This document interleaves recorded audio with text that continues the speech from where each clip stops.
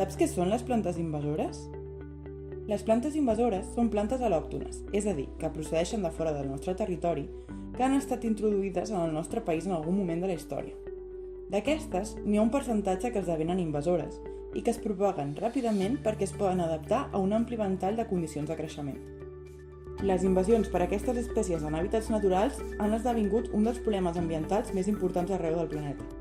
Això és degut a que trenquen l'equilibri dels ecosistemes, poden produir la modificació, pèrdua i destrucció d'hàbitats i ecosistemes, redueixen la biodiversitat i eviten que altres espècies creixin al seu espai. I fins i tot poden provocar el desplaçament o, en alguns casos, l'extinció d'espècies autòctones, és a dir, aquelles pròpies del nostre territori. A més, poden reduir la cobertura dels boscos i, en conseqüència, augmentar el risc d'incendis.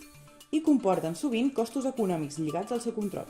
Tot això es deu a la seva gran capacitat adaptativa i reproductiva i a l'absència de competidors naturals que en promou la ràpida expansió. A Catalunya hi ha prop de 90 espècies de plantes invasores, de les quals aproximadament el 30% són presents al nostre litoral. Un alt percentatge es troba als penya-segats de la Costa Brava, àrea on es desenvolupa el projecte Life Med Cliffs. En aquests ambients, amb sòls poc desenvolupats i amb condicions hídriques i de salinitat extremes sense quasi cobertura vegetal, les plantes invasores presenten un comportament agressiu i es fa imprescindible el seu control i erradicació. Algunes d'aquestes espècies invasores estan provocant, a més, el desplaçament d'espècies i fins i tot algunes d'elles endèmiques, com poden ser Limonium heronense, Limonium tremolsi i Cecily farreni, espècies úniques d'aquesta zona que no es troben enlloc més de tot el món. Una de les espècies invasores més preocupants de la Costa Brava és l'uncle de gat. Introduïda des de fa temps i molt usada com a fixadora de talussos i sorres litorals, és originària del sud d'Àfrica. El mateix nom popular, de fet, fa referència a dues espècies diferents, Carpobrotus edulis i Carpobrotus acinaciformis, que són molt semblants entre elles i totes dues estan incloses al catàleg d'espècies exòtiques invasores, fet que determina la prohibició de la seva comercialització, transport i plantació. Es tracta de plantes perennes entapissants que tenen fulles oposades i suculentes de secció transversal triangular de fins a 10 cm de llarg i que entre el març i el juny fan flors de color violaci en el cas de Carpobrotus acinaciformis o de colors més variats com el groc, rosa i el porpra en el cas de Carpobrotus edulis. Una altra planta invasora des de temps més antics és la figuera de moro o Puntea ficus indica. Originària d'Amèrica tropical, és un cactus arbustiu, ocasionalment arborescent, que pot arribar als 4 metres d'alçada i amb diàmetres dels troncs en torn als 35 centímetres. Les tiges són pales aplanades lateralment, molt carnoses i suculentes en formes ovades, generalment sense espines o amb espines blanquinoses. Les flors són de color groc a taronja i apareixen de maig a juny.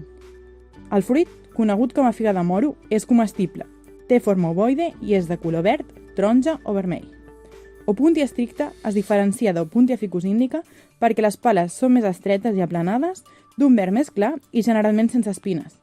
Els poblaments d'Opuntia stricta situats a l'Alt Empordà constitueixen el principal enclavament de l'espècie a la península. Una espècie invasora detectada recentment però amb molta capacitat de colonització és Gazania rigens. És originària de l'Àfrica austral i fou introduïda com a planta ornamental. És força cultivada i apareix escapada de jardins, a vores de camins i en llocs sorrencs. Els capítols de les flors són grocs, amb una banda transversal a la base, gairebé negra, i a la part central una petita taca blanca de forma variable. Tot i que aquestes són les plantes més invasores dels penya-segats de la Costa Brava, el projecte Life Med Cliffs pretén contribuir a detectar moltes d'altres espècies potencialment invasores i evitar-ne la seva expansió a temps. Al projecte Life Med Cliffs d'iNaturalist es poden consultar totes aquestes espècies. Conèixer i detectar aquestes plantes invasores ajudarà a conservar el valor del paisatge i aturar la pèrdua de la biodiversitat dels penya-segats de la Costa Brava.